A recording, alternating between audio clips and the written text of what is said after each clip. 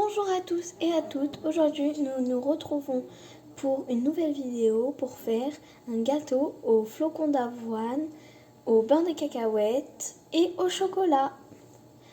Alors, pour cette recette, il vous faudra 180 g de flocons d'avoine, il faut aussi 100 g de beurre de cacahuète, il faudra 80 g de sirop d'érable ou de sirop d'agave si vous voulez, et 70 g de chocolat noir.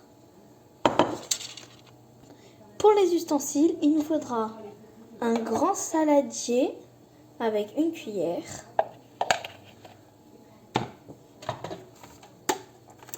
une balance, du film plastique et d'un moule, n'importe quel moule, tout va. Je tiens à préciser que c'est pour 12 personnes.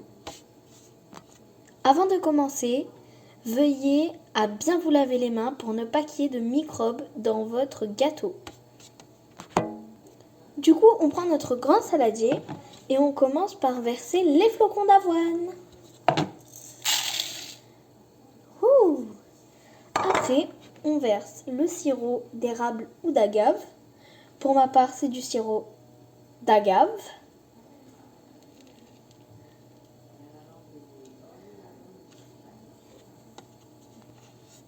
On mélange, on mélange, on mélange.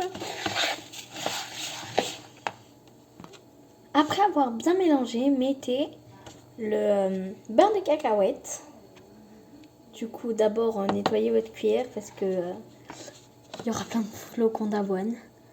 Du coup, là, on va rajouter le beurre de cacahuète. Voilà, dans notre petit mélange. Puis, on remélange.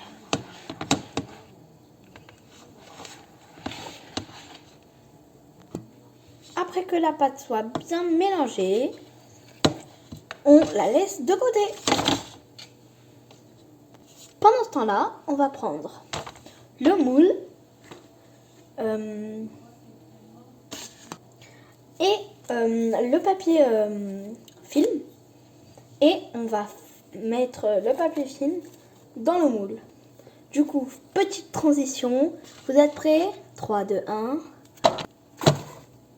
Voilà les gars, petite transition. Alors, voilà ce que ça donne.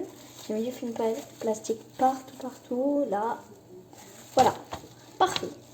Du coup, là, on va venir mettre notre petite pâte qu'on a préparée à l'avance au flocon d'avoine et au beurre de cacahuète.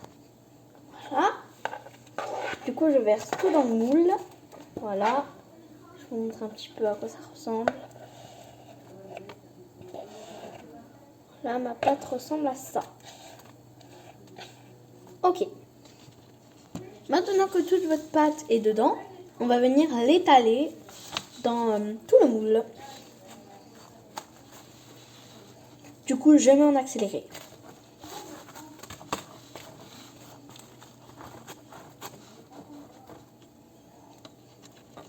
Voilà ce que ça donne après. Du coup, là, on met de côté au frigo pendant 45 minutes, 1 heure. Du coup, on va venir prendre notre chocolat et on va le faire fondre soit au bain-marie, soit au micro-ondes.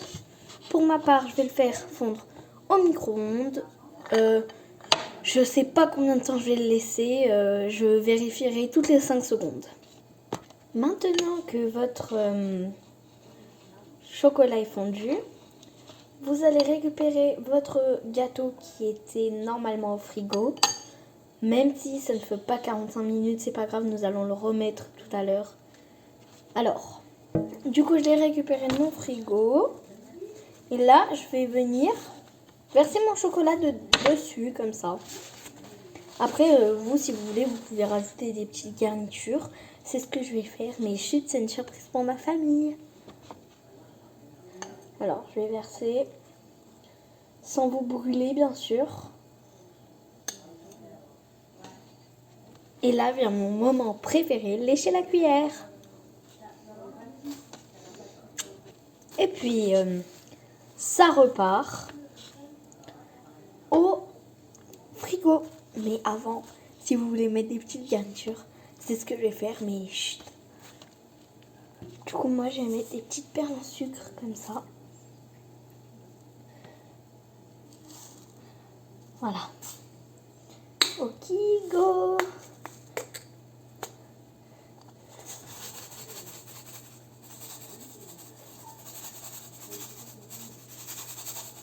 Et voilà, c'est super beau. Et du coup, voilà le résultat. Trop beau. Là, je vais le mettre au frigo et je vous montrerai le résultat dans 45 minutes, 1 heure. Bon, j'ai mangé du chocolat, ça se voit. Et du coup, je vous montrerai le résultat dans un short YouTube. Voilà, alors, bis à tout le monde!